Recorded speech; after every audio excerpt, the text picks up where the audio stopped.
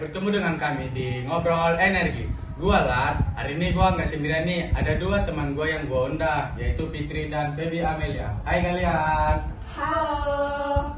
Nah, buat kalian yang dengerin, Feby ini teman gua yang tak kenapa hobinya itu suka banget baca artikel ekonomi di waktu luang.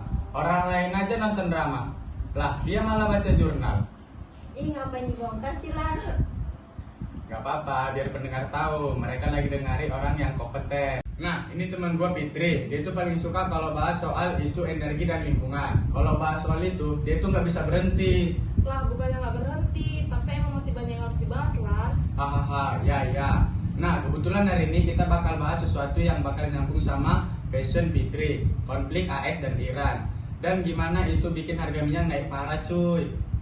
Oke, tanpa berlama-lama langsung aja kita gas yuk. Boleh.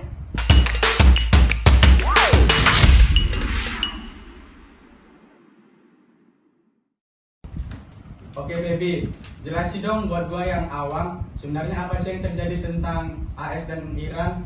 Nah, jadi pada tanggal 28 Februari 2026 kemarin, AS sama Israel itu nyerang Iran bareng-bareng secara militer. Tunggu, bareng-bareng, kayak dua gitu ya? Iya, bisa dibilang gitu. Tapi Iran nggak tinggal diem gitu aja. Mereka langsung nutup Selat Hormuz sebagai balasan.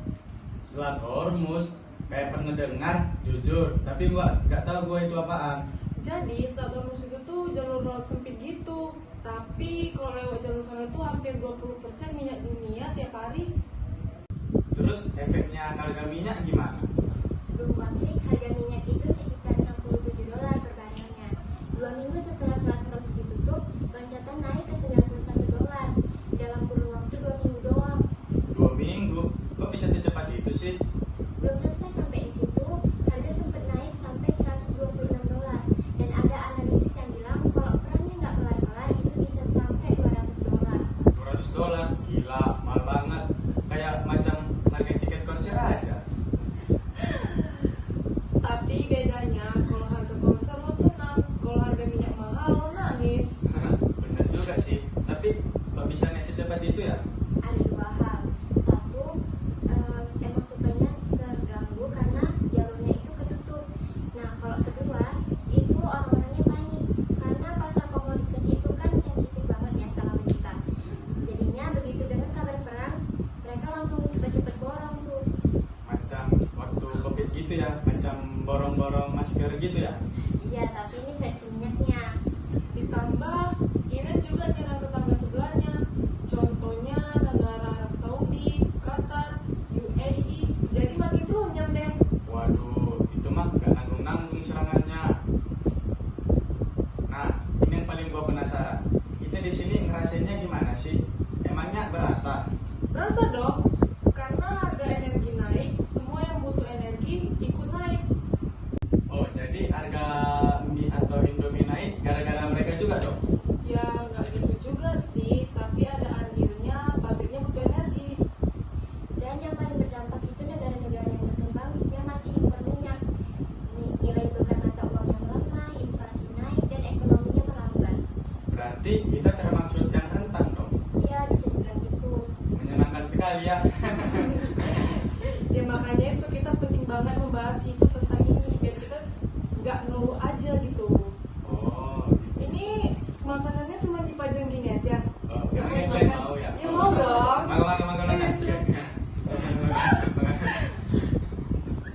duluan. Gue minum dulu ya. Minum. Nanti basi dong.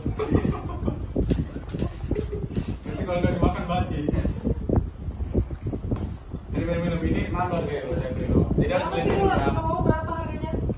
Gak sanggup beli, jadi harus beli. Wah. Kan jadi harus beli minum.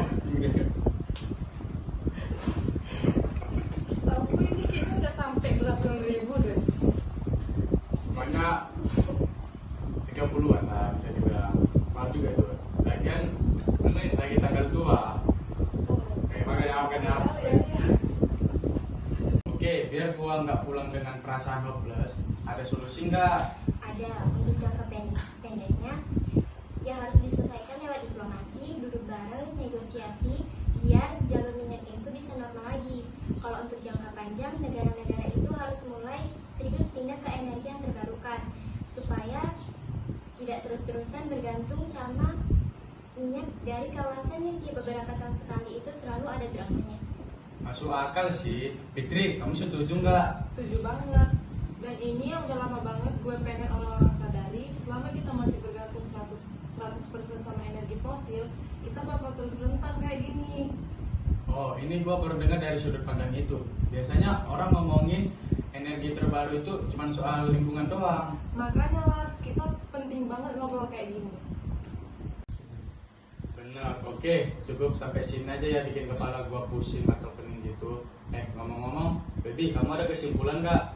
Singkatnya, konflik AS dan Iran ini nunjukin betapa rapuhnya sistem energi global. Satu jalur laut ditutup, seluruh dunia kelimpungan. Nah, itu dia, benar banget tuh.